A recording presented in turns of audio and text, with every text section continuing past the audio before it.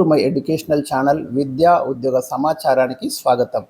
ఎడ్యుకేషన్కి సంబంధించి latest updates, general knowledge, current affairs విద్యార్థులకు ఉపయోగపడిన ఉద్దేశంతో చాలా అప్డేట్స్ అయితే ఇవ్వడం జరుగుతుంది.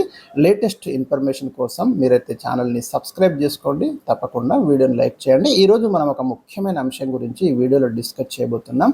దాదాపు 1,24,000 మంది విద్యార్థులకు సంబంధించిన అంశము గత కొద్ది రోజులుగా మనకు తెలంగాణలో నానుతుంది.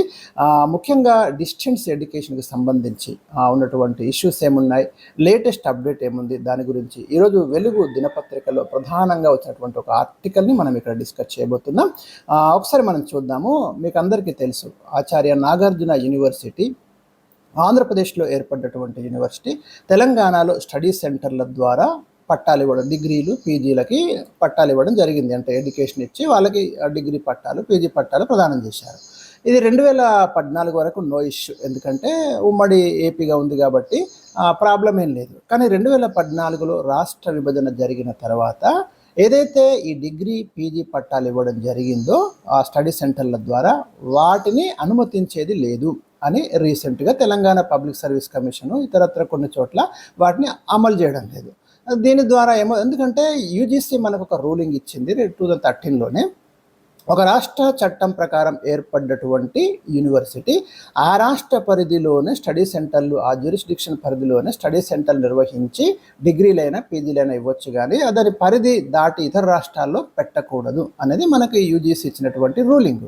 సో దాన్ని దృష్టిలో పెట్టుకొని ఇక్కడ టీజీపీఎస్సీ కావచ్చు ఇతరత్ర వాళ్ళు పర్మిట్ చేయడం లేదు. దాని మీద తెలంగాణ హైకోర్టుకు వెళ్ళారు. హైకోర్టు కూడా ఇలాంటివి చెల్లవని రీసెంట్గా జడ్జిమెంట్ ఇచ్చింది. ప్రస్తుతం సుప్రీంకోర్టులో ఉంది ఇష్యూ.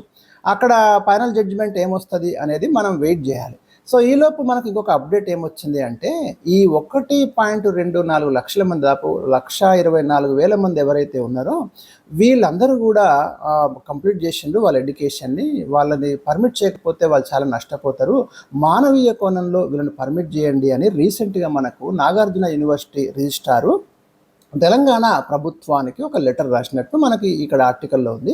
ఒకసారి మనం ఈ ఆర్టికల్ డిస్కస్ చేద్దాం, ఎందుకంటే దీంట్లో కొన్ని ఇంపార్టెంట్ పాయింట్స్ వాళ్ళు మెన్షన్ చేశారు.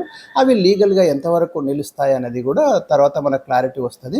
సో ఇక్కడ మీరు గమనిస్తే Telangana higher education కౌన్సిల్కు Acharya Nagarjuna university registrar లేక 1.24 లక్షల మంది స్టూడెంట్లకి న్యాయం చేయాలని విజ్ఞప్తి, మానవీయ కోణంలో సమస్యను పరిష్కరించాలి అని వినతి చెప్తున్నారు.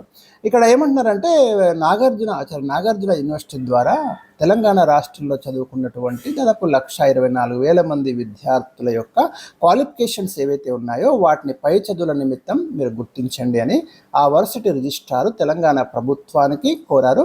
Telangana higher education council secretary Sriram వెంకటేష్కి ఆయన ఇటీవల ఒక సుదీర్ఘమైనటువంటి లెటరు పంపడం జరిగింది. అయితే తెలంగాణ రాష్ట్ర పబ్లిక్ సర్వీస్ కమిషన్ టీజీపీఎస్సీ మాత్రం ఉద్యోగ నియామకాల్లో ఈ వర్సిటీ డిస్టెన్స్ పట్టాలను తిరస్కరిస్తున్నదని, దీంతో లక్షలాది మంది విద్యార్థులు నష్టపోతున్నారని ఆయన ప్రస్తావించారు. వాస్తవం కూడా, ఎందుకంటే టీజీపీఎస్సీ యాక్సెప్ట్ చేయడం లేదు. యూజీసీ 2013లో వచ్చినటువంటి గైడ్లైన్స్కి విరుద్ధంగా ఈ క్వాలిఫికేషన్స్ ఉన్నాయి కాబట్టి లీగల్ సమస్యలు వస్తాయనే ఉద్దేశంతో టీజీపీఎస్సీ రిజెక్ట్ చేసింది. రీసెంట్గా తెలంగాణ హైకోర్టు కూడా రిజెక్ట్ చేసింది, ఎందుకంటే ఇది నడవదు, యూజీసీ రూల్స్కి విరుద్ధంగా ఉందని. సుప్రీంకోర్టుకు వెళ్ళింది. సుప్రీంకోర్టు కూడా యూజీసీ నామ్స్ని కోట్ చేసింది, కానీ ఫైనల్గా ఇంకా జడ్జిమెంట్ కంప్లీట్గా ఇవ్వలేదు. తుది తీర్పుకు లోబడి నియామకాలు ఉంటాయి అని రీసెంట్గా సుప్రీంకోర్టు ఒక ఇంపార్టెంట్ జడ్జిమెంట్ ఇచ్చింది. ఫైనల్గా ఏమవుతుందో వెయిట్ చేయాలి. ఈలోపు యూనివర్సిటీ కూడా తన బాధ్యతగా రాష్ట్ర ప్రభుత్వానికి ఒక లెటర్ రాసింది. ఇప్పుడు రాష్ట్ర ప్రభుత్వం ఏం చర్యలు తీసుకుంటుంది అనేది వెయిట్ చేయాలి. వాళ్ళు ఏమంటున్నారంటే, యూనివర్సిటీ రాసినటువంటి లెటర్లో కొన్ని ఇంపార్టెంట్ సెక్షన్స్ కోట్ చేస్తున్నారు. రాష్ట్ర విభజన చట్టం 2014లోని పార్ట్ 2.5 ప్రకారం 10 ఏళ్ల పాటు హైదరాబాద్ అనేది ఉమ్మడి రాజధానిగా ఉంది అన్నది ఒక పాయింట్ మెన్షన్ చేసింది, ఉంది వాస్తవం. అలాగే సెక్షన్ 95 ప్రకారం, అందులో సెక్షన్ 95 ప్రకారం ఉమ్మడి రాష్ట్రంలో ఉన్న విద్యావకాశాలు, అడ్మిషన్ల కోటాలు 2 రాష్ట్రాల్లో 10 ఏళ్ల పాటు కొనసాగాలని నిబంధన ఉందని పేర్కొంది. ఇది ఒకటి కోట్ చేసిండు. మరి ఇంత క్లియర్గా ఉన్నప్పుడు ఇవి లీగల్గా ఈ డిస్టెన్స్ పట్టాలకు కూడా ఇవి వర్తిస్తాయి అనుకున్నప్పుడు దీన్నే కోర్టులో మరి ఆ యూనివర్సిటీ వాదించి అభ్యర్థులకు న్యాయం చేయొచ్చు. మరి ఆ దిశగా ఏం చేస్తున్నారనేది మనకు క్లారిటీ లేదు. మరి వాళ్ళు ఏమైనా వివరణ ఇవ్వాలో చూడాలి. ఈ నిబంధనల ప్రకారం యూనివర్సిటీ ఏమంటుందంటే ఈ రూల్స్ ప్రకారమే మేము 2014 నుంచి 2020 వరకు తెలంగాణలోని స్టడీ సెంటర్ల ద్వారా ఈ విద్యార్థులు కోర్సులు కంప్లీట్ చేసిండ్రు. 2020 తర్వాత మేము అడ్మిషన్లు ఆపేసినాం, కాబట్టి మీరు వీళ్ళని మాత్రం పరిగణలోకి తీసుకోండి అని వాళ్ళు క్లియర్గా దీంట్లో ఈ లెటర్లో రాసినట్టు మనకి ఈ ఆర్టికల్లో ఉంది. మరి 2014 నుంచి 2024 వరకు మనకి రాష్ట్ర విభజన చట్టం నిబంధనలు వర్తిస్తాయన్నప్పుడు 2020లోనే ఎందుకు క్లోజ్ చేసిండ్రు అనేది అభ్యర్థులకు వస్తున్నటువంటి మరొక సందేహం.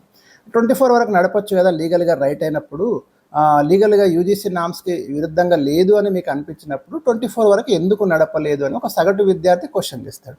దానికి వివరణ మరి ఇక్కడ లేదు. తర్వాత మరి యూనివర్సిటీ ఏమిస్తే చూడాలి. సో తర్వాత ఇంకొకటి ఏం చెప్పారంటే వీళ్ళు Telangana public service commission Nagarjuna university పట్టాలను అంగీకరించకపోవడం వల్ల చాలామంది విద్యార్థులు ఇబ్బందులు పడుతున్నారు అనే విషయాన్ని ప్రస్తావించిండ్రు. ఇంకొకటి ఏమంటారంటే యూజీసీ డిఈబి నిబంధనల ప్రకారం ఈ డిస్టెన్స్ ఎడ్యుకేషన్ సంబంధించి డిఈబి యూజీసీ నిబంధనల ప్రకారమే ఈ కోర్సు నిర్వహించాము అని కూడా చెప్పిండ్రు.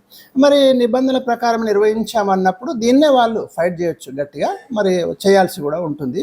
ఒకవేళ ఇది వాస్తవమే యూజీసీ నామ్స్కి ఏం విరుద్ధంగా లేదు అన్నప్పుడు యూనివర్సిటీనే డైరెక్ట్గా ఇనిషియేషన్ తీసుకొని వీళ్ళకి న్యాయం చేయొచ్చు. మరి ఏం సమస్య వస్తుందనేది చూడాలి. తెలంగాణకు చెందిన యూనివర్సిటీలు కూడా ఇంకొకటి ఏం చెప్తున్నారంటే 2014 తర్వాత ఏపీలో స్టడీ సెంటర్లు నడిపి సర్టిఫికెట్లు జారీ చేశాయి. అక్కడ ఏపీ ప్రభుత్వం ఈ సర్టిఫికెట్లను విద్యా ఉద్యోగ ప్రక్రియలలో ఇంప్లిమెంట్ చేస్తున్నది, పర్మిషన్ ఇస్తుంది చెప్పిండ్రు. మరి ఏ యూనివర్సిటీ అనేది వీళ్ళు మెన్షన్ చేయలేదు. మరి అట్లాంటిది అక్కడ ఏమైనా ఉందా, అది యూజీసీ నామ్స్కి విరుద్ధంగా లేదా ఉందా అనేది కూడా ఇక్కడ మనకు లేదు కాబట్టి, సమాచారం లేదు కాబట్టి మనం ఏం ఇక్కడ చెప్పలేము. ఏ యూనివర్సిటీ అక్కడ ఇచ్చింది, వాళ్లకు పరిధి దాటి ఇచ్చే అవకాశం ఉందా. అందుకంటే యూజీసీ ఏం చెప్పింది, ఒక రాష్ట్ర చట్టం ప్రకారం ఏర్పడ్డటువంటి యూనివర్సిటీ ఆ రాష్ట్ర పరిధిలో స్టడీ సెంటర్లు నిర్వహించుకోవచ్చు, దాంట్లో ఇబ్బంది లేదు. ఆ రాష్ట్ర పరిధి దాటి మాత్రం స్టడీ సెంటర్లు పెట్టకూడదు అనేది యూజీసీ చెప్పినటువంటి రూలింగ్. మరి ఇది తెలంగాణ యూనివర్సిటీలో ఏమున్నాయో అక్కడ తెలియదు. ఈ నేపథ్యంలో తెలంగాణ విద్యార్థులు నష్టపోకుండా వారి సర్టిఫికెట్లను అన్ని రకాల ఉద్యోగ అవకాశాలు పై చదువులకు పరిగణలోకి తీసుకోవాలని తెలంగాణ హైయర్ ఎడ్యుకేషన్ కౌన్సిల్కి రిజిస్ట్రారు విజ్ఞప్తి చేశారు. సో మేము ఇక్కడ పర్మిట్ చేస్తున్నారు మా ప్రభుత్వం, మీరు కూడా పర్మిట్ చేయండి అన్నారు. కాబట్టి మరి దీంట్లో తెలంగాణ ప్రభుత్వం ఏ నిర్ణయం తీసుకుంటుంది, లీగల్గా ఇది నిలుస్తుందా లేదా అనేది మరికొంతకాలం మనం వెయిట్ చేయక తప్పదు. ఇక్కడ వాళ్ళు స్టాటిస్టికల్ డేటా ఇచ్చిండ్రు. 2014 నుంచి 2020 మధ్య కాలంలో తెలంగాణ వ్యాప్తంగా మొత్తం 53 కోర్సులు మేము నడిపినాం. 1,24,524 మంది విద్యార్థులు అందులో అడ్మిషన్ తీసుకొని వాళ్ళ ఎడ్యుకేషన్ కంప్లీట్ చేసుకున్నారు.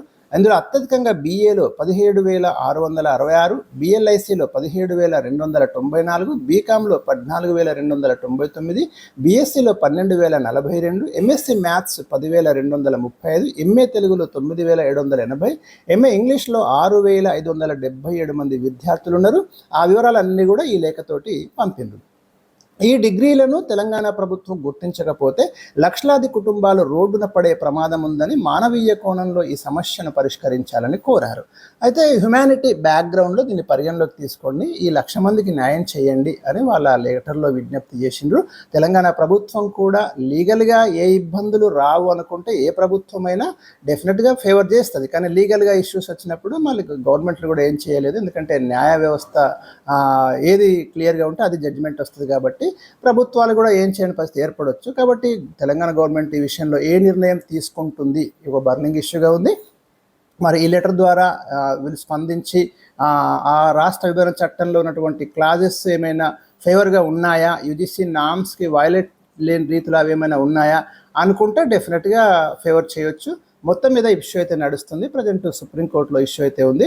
మొత్తం మీద ఈ అభ్యర్థులు ఎవరైతే ఉన్నారో వాళ్ళు కూడా పాపం చాలా, ఎందుకంటే వాళ్ళకి తెలియదు, ఇవన్నీ తెలియకుండానే అడ్మిషన్లు తీసుకున్నారు. ఈ విద్యార్థులు కూడా వాళ్ళ ఎడ్యుకేషన్ కంప్లీట్ చేసుకున్నారు. తీరా టైంకి వచ్చేసరికి ఇలాంటిది ఎదురైతే ఎవరికైనా కాస్త ఇబ్బందికర పరిణామాలే ఉంటాయి.